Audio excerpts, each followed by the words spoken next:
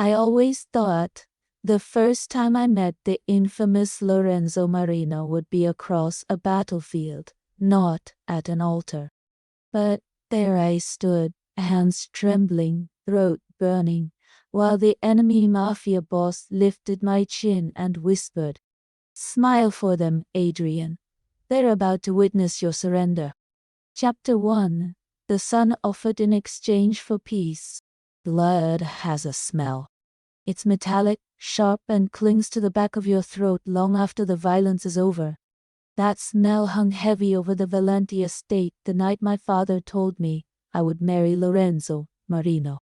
My father, Don Alessandro Valenti, stood at the table like a marble statue carved from cruelty and pride. His eyes were cold, unreadable as he delivered the verdict that would change my life. "You'll marry Lorenzo," he said. "That is how we seal the truce." My heart stopped. "The Marinos are our enemies." "Where?" he corrected. "A truce demands a sacrifice." "A sacrifice? You mean me?" My voice broke in bitterness. He didn't deny it. Weeks earlier, one of our own sold information to the Marinos for money and power. A betrayal that led to the ambush that nearly wiped out half our men.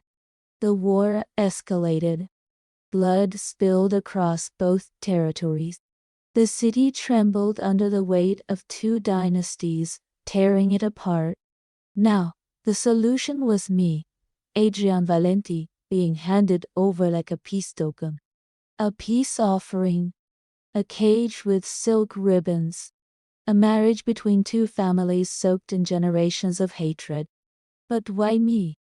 I whispered, though I already knew. "Because the Marino heir will never dare harm you," my father said. "Not once you share his name, not once you share his bed." Heat crawled up my neck. Disgust. Rage. Shame. "And if I refuse?" His jaw tightened. "Then the Marinos will take the truce as broken, and this city will drown in blood again. My blood. My cousin's blood. Our soldiers' blood." I felt the world collapse around me. "So," I murmured, "this is my destiny." His silence was answer enough. Chapter 2. The Man I Was Meant to Hate. The wedding was arranged in less than a week, a rushed, militaristic event attended by the most dangerous men in the city. I stood at the altar like a prisoner waiting for sentencing. Then he walked in. Lorenzo Marino. Tall, impeccably dressed in a charcoal suit that hugged his powerful form. Dark hair slicked back, sharp jawline, eyes cold as winter storm. Every step he took was controlled violence, a reminder of his reputation, the Marino family's enforcer, heir, and executioner. When his gaze fell on me, emotions flickered there, curiosity, calculation, and something darker, something hungry. He stopped beside me, towering, radiating silent dominance. "Adrian," he said smoothly, voice deep and rich. "You look resigned." "Better than looking thrilled," I shot back. His mouth curved into a smirk. "Infuriating.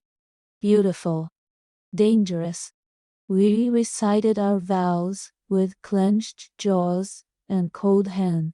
When the officiant said, "You may kiss," Lorenzo leaned in, brushing his lips against mine for barely a second, but it sent a shock through me. Possessive. Territorial. A promise or a warning. During the reception, he guided me through the room like I belonged to him. A hand on my lower back, firm enough to stake a claim. "You don't need to touch me," I hissed. "You're my spouse now," he murmured in my ear. "It's expected." "That doesn't mean you owe me?" His grip tightened slightly. "Maybe not," he said. "But I protect what's mine." My heart stumbled. Not because of the words, but because part of me wanted to believe them. Chapter 3. The Ice Palace of the Merino Air. The Merino mansion was beautiful in the way icebergs are beautiful, cold, imposing, and deadly beneath the surface. Lorenzo showed me to a bedroom. Not our bedroom. "You'll stay here," he said. "On the opposite wing from mine." My chest tightened with something I hated, disappointment. I buried it quickly. "Fine," I said. I wouldn't want to share a bed with a stranger anyway. His eyes darkened with some unreadable emotion. "We won't be strangers for long." I looked away. "Don't make promises you'll regret." Days passed filled with silent meals, tense interactions, and conversations that felt like battles. But beneath the hostility, something simmered, an unspoken pull, a dark magnetism neither of us wanted to acknowledge. Lorenzo was too controlled, too unreadable, too perfect. It made me want to break him. Chapter 4. The betrayal behind the truce. The truth came out one stormy night. I overheard two guards murmuring outside my door, voices sharp in the dark. The traitor wasn't just any Valenti man, it was Adrian's cousin. My stomach dropped. I pushed open the door. "What did you just say?" They froze. "Don Lorenzo told us not to." "My cousin betrayed my family?" Their silence confirmed it. I staggered back, breath stolen. My cousin, my childhood friend, was the one who sold out our family. The reason my father gave me away. The reason I was trapped in this marriage. Rage boiled inside me. When I confronted Lorenzo, he stood at the balcony, cigarette glowing in the dark. "So you found out?" "You knew," I said, voice shaking. "Yes. And you didn't tell me." He exhaled smoke, eyes shadowed. "Would it have changed anything?" "It would have given me the truth." He turned, stepping closer. "Sometimes the truth does more damage than lies. You don't get to decide what I can handle." He grabbed my wrist suddenly, not rough, but firm enough to stop my spiraling. "Adrian," he murmured, voice low, "I didn't tell you because I didn't want you to break." My breath hitched. He lifted my hand to his chest, right over his heartbeat. "It's not as cold as you think," he said quietly. "Don't," I whispered, trembling. "Don't be gentle with me. It's confusing." His hand cupped my jaw, thumb brushing my cheek. "Try being the one living with you," he murmured. "Confusing doesn't begin to cover it." My pulse thundered dangerously. Chapter 5. Jealousy and Temptation. Everything shifted after that night. Lorenzo stopped keeping his distance. His eyes lingered longer. His voice softened. He walked closer to me, brushed past me on purpose. The tension between us thickened until it felt combustible. Then the jealousy began. One night, a Valenti soldier came to deliver a message to me. A man I'd known for years. We hugged briefly. Lorenzo saw us. The temperature dropped instantly. Later, he cornered me in the hallway, eyes burning. "Who was that?" he demanded. "A friend?" "You don't hug friends like that." "Actually, I do." His jaw clenched. "You're married." My heart kicked. "Are you jealous?" I asked softly. He didn't deny it. He stepped forward, caging me against the wall. "He doesn't get to touch you," Lorenzo growled. "And you do?" His voice dropped to a whisper. "If you'd let me." My breath trembled. This man was supposed to be my enemy. So why did my body lean into him? Why did my lips part when he tilted my chin up? Why did I want? We were interrupted by a phone call. He pulled away, sharply, as if burned. But the damage was already done. We both knew something was changing. Chapter 6. Blood on Marble. The fragile piece shattered when the traitor, my cousin, returned. He didn't come with apologies. He came with bullets. One night, the Marino estate was attacked. Guards fell.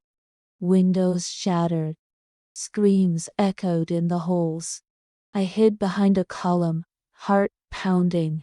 Then I saw him.